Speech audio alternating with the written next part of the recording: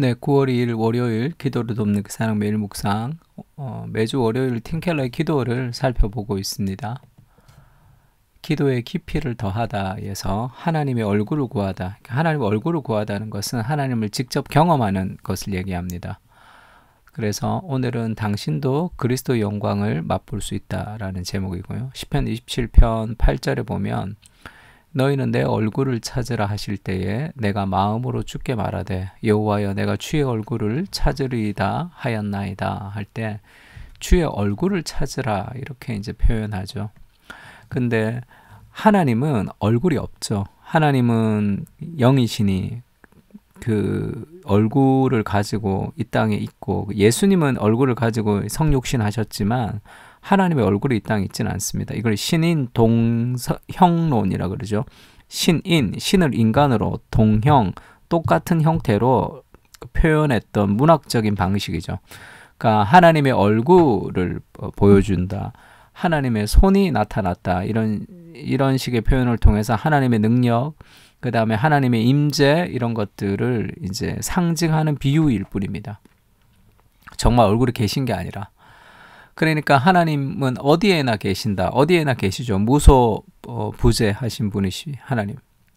근데 주님의 얼굴을 구한다거나 주님께 가까이 간다는 것은 도대체 무슨 소린가? 그러니까 주께 더 가까이 가기를 원합니다. 이렇게 찬양할 때 우리가 주님께 멀리 있다가 가까이 갈 때 하나님이 어디에나 계신데 어떻게 더 가까이 갈 수 있느냐? 이제 그런 얘기죠.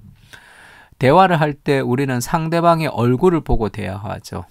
얼굴은 한 인간의 정신과 마음으로 들어가는 관계의 문이다. 언굴이라고 내가 지금 졸다가 잘못 쓴 것 같은데 얼굴은 한 인간의 정신과 마음으로 들어가는 관계의 문이죠. 대화할 때 얼굴 보고 대화합니다.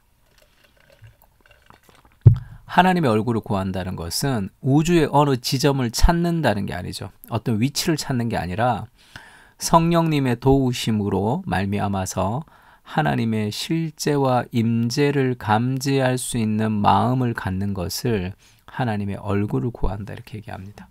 얼굴을 구해서 하나님을 만난다고 할 때 하나님의 말씀을 묵상하는데 성령께서 그 말씀을 통해서 하나님을 개인적으로 우리와 대화하는 것처럼 개인적으로 하나님을 만나는 것 같은 그런 실제적 경험을 하게 하신다는 거예요.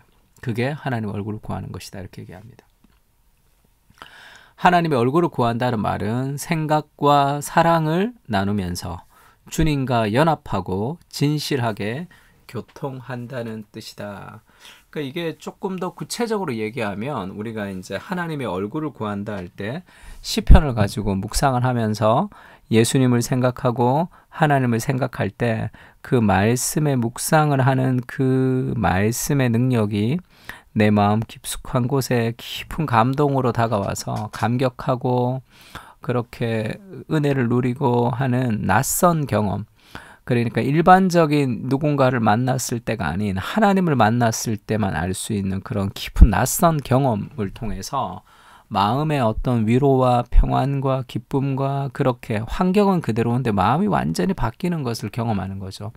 그것을 하나님의 얼굴을 구한다 이렇게 얘기합니다. 그러니까 말씀을 묵상할 때 그 말씀을 묵상할 때 그 말씀이 내 생각 속에서 역사를 해서 어떤 감격과 기쁨과 평안과 벅참을 누리는 그것이 이제 하나님의 영광을 구하고 하나님을 만났다 이렇게 표현하는 거예요. 그래서 주님과 연합하고 진실하게 교통한다는 뜻입니다. 그러니까 존 오웬의 책을 팀 켈러가 많이 인용하는데 존 오웬은 기도와 묵상을 통해 그리스도의 영광을 보는 법을 배우지 못하는 한 사실상 이 땅에서 진실홀이 뭘까? 크리스찬의 삶을 살아내지 못한다는 의미다. 이 땅에서 진정한 아니면 진실로 크리스찬의 삶을 살아내지 못한다는 의미다. 이런 것 같아요. 하나님 영광을 보지 못하면 크리스찬의 삶을 살지 못한다는 거죠. 우리가 기도할 때 하나님의 영광을 만나는 것을 목표로 해야 됩니다. 또한 영광을 바라본다는 말은 그리스도의 아름다움을 알아가기 시작한다는 말이다. 그리스도의 아름다움을 만난다는 말인데 이 말은 주님의 성품과 말씀 그리고 우리를 위해 행하신 일들을 중심으로부터 만족스럽고 즐겁고 위로와 힘이 되는 것을 가리킨다. 말씀을 묵상하면서 그리스도를 생각할 때 그 말씀을 따라 만족과 즐거움과 위로와 힘이 되는 그 경험, 그때 하나님을 만났다, 하나님의 얼굴을 봤다, 하나님의 영광을 경험했다, 그렇게 말한다는 거예요. 근데 그게 하나님의 영광인지 아닌지를 어떻게 아느냐 했을 때 하나님의 영광은 낯선 경험입니다. 그냥 일반적인 경험이 아니라 말할 수 없는 영광스러운 즐거움으로 기뻐하는 그런 종류의 경험이 우리가 말씀을 통해서, 기도를 통해서 우리가 경험되어야 되는 거예요. 그러니까 팀 켈러의 책에는 그런 얘기가 있습니다. 어떤 남자가 평생 이제 교회만 들락거리고 그 신앙이 별로 없었던 것 같아요.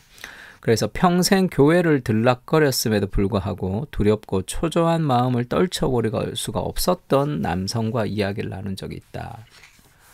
근데 복음을 듣고 자신이 평생 본질적으로 도덕주의자 노릇을 하며 살아왔음을 깨달았고 그렇게 회개하는 거죠. 그리고 자기중심적인 세계관을 가졌다는 것이 무너지면서 그가 이제 하나님을 깊이 경험했던 그런 예화가 나와 있습니다. 그래서 예전에는 하나님은 저의 보화입니다 라고 말할 때 사탕 발림 같은 느낌이 들었고 현실적이지 않았다 이런 생각이 들었는데, 이 사람이 은혜를 경험하고 나서 복음을 만나고 나서 지금은 정말 그렇다는 생각이 듭니다. 전처럼 돈 걱정에 시달리며 전전긍긍하지 않을 수 있게 됐습니다. 그렇게 이제 고백했던 거죠. 하나님의 임재를 경험하는 것, 말씀을 통해서 하나님의 영광을 경험한다는 것은 하나님이구나 이렇게 느끼는 그런 경험들이 있는 거예요. 낯선 경험, 야성의 하나님. 그런 하나님이 지금 내 기도를 듣고 나에게 말씀하고 계시는구나 라는 그런 생생한 실제를 경험할 필요가 있는 거죠. 하나님의 얼굴을 구한다, 그렇게 표현했습니다. 그리스도를 묵상하게 하시고 그리스도께서 행하신 일들을 통해 하나님의 영광을 보게 하여 주시옵소서.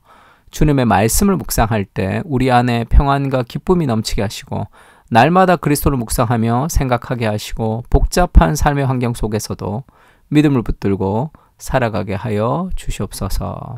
아멘.